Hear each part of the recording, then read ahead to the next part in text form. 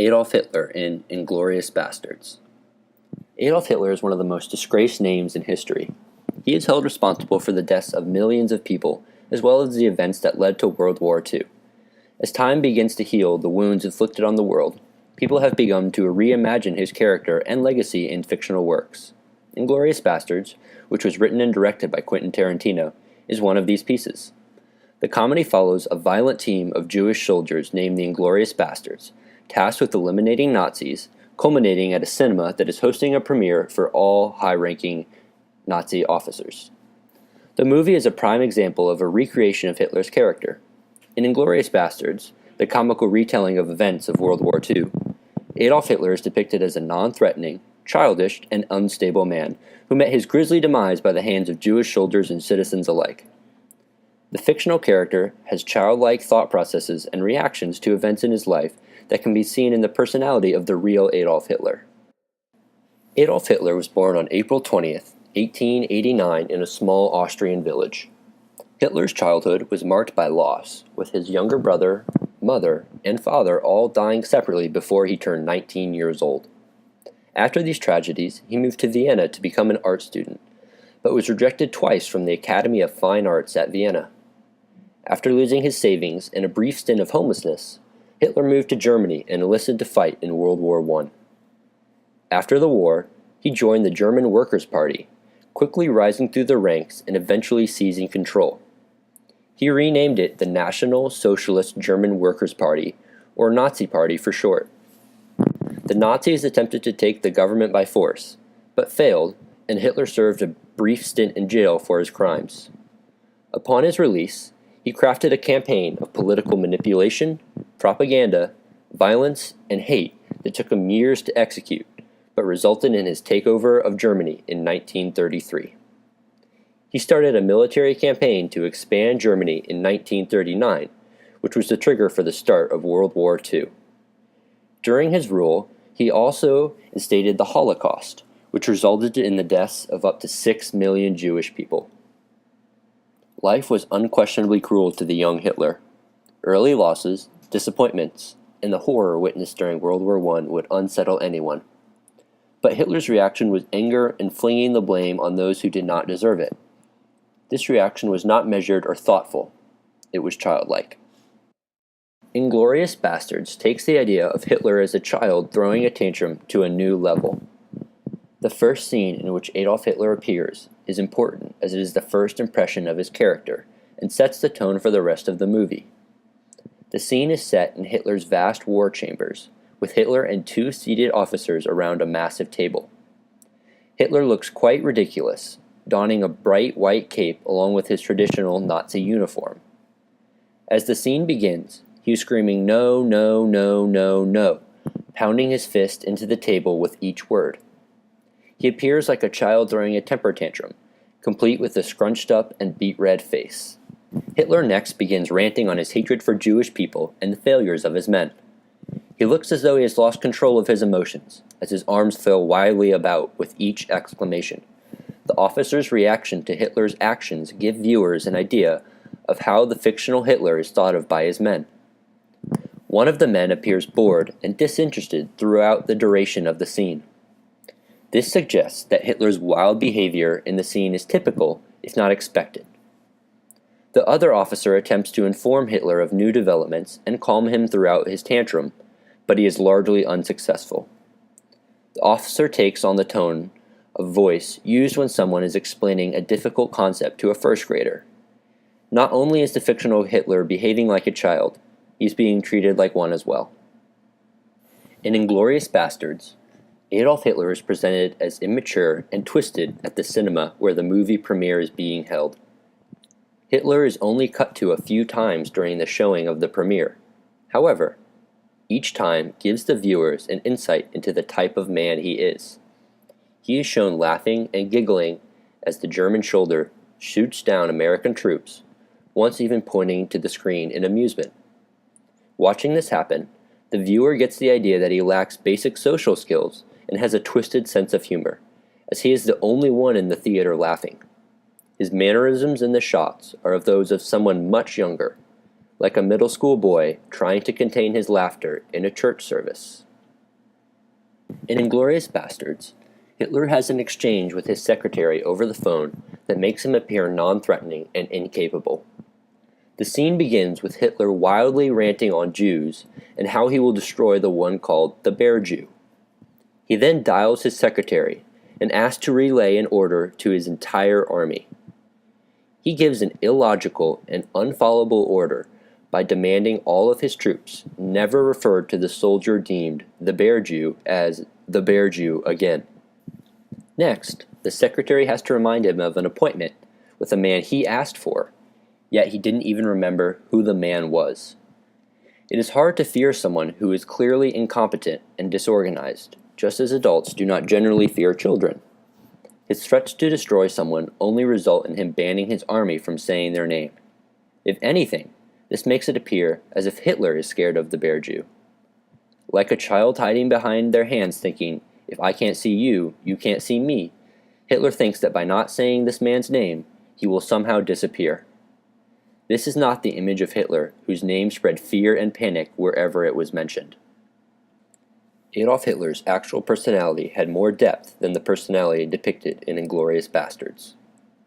Even at a young age, Hitler sought power and platforms for his opinions.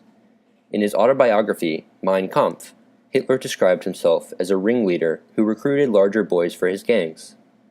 August Kubizek, who was Hitler's only friend during his teenage years, wrote a book reflecting on his friendship and experiences with Hitler.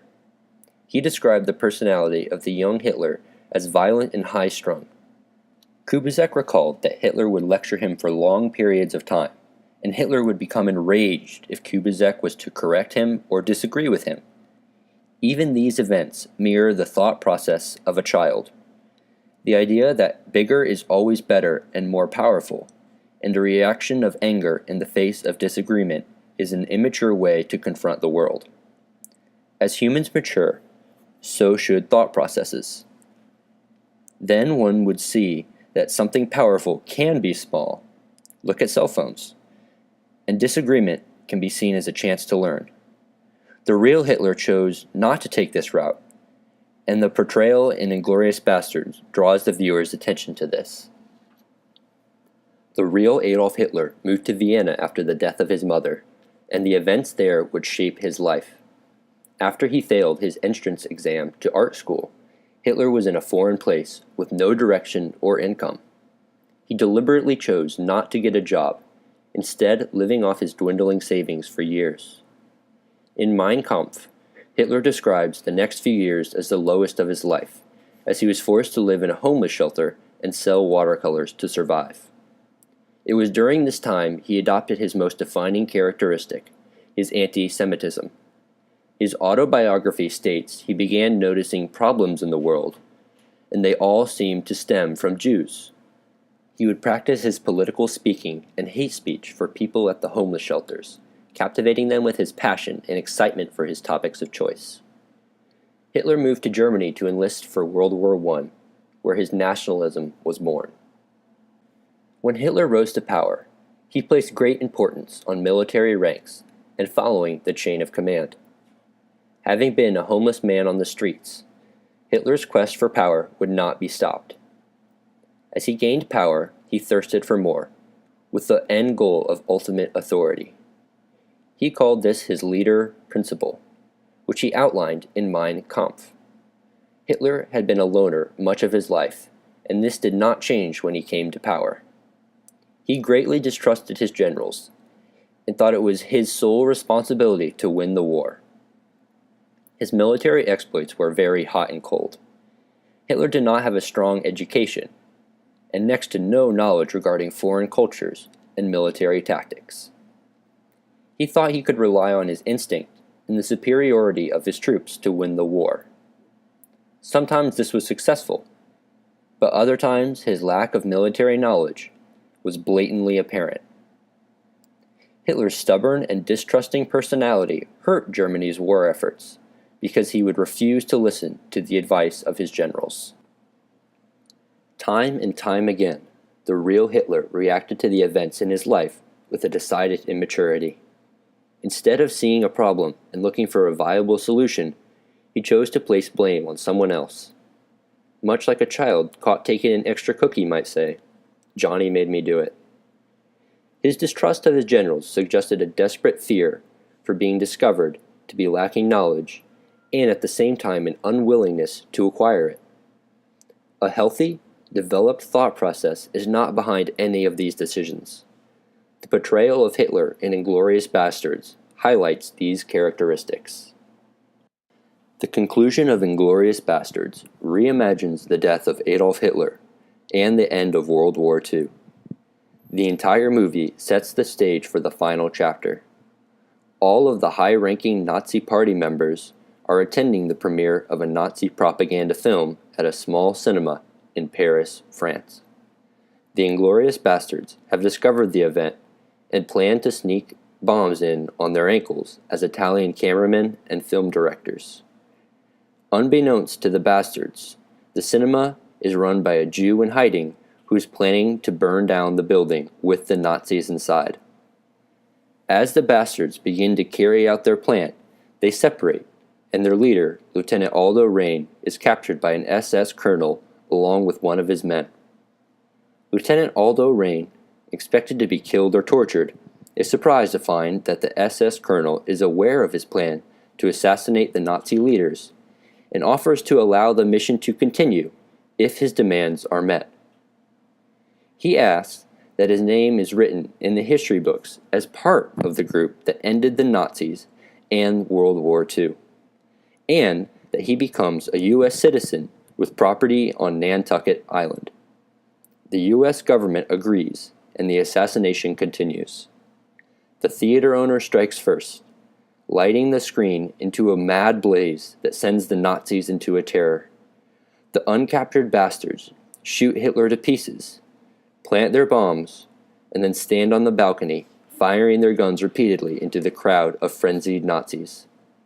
This version of the end of World War II is very different than actual events, though the real history cannot compare to the dramatic flair of Inglourious Basterds. The German defeat in World War II forced Hitler to take his own life.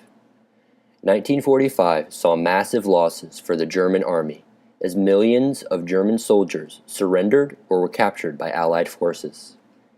In March 1945, Allied forces penetrated German borders, and they reached Berlin by April 16th. On April 30th, in his Führer bunker, Adolf Hitler shot himself in the right temple as the Battle of Berlin raged on above. Joseph Goebbels, Hitler's longtime second-in-command and replacement, killed himself a day later.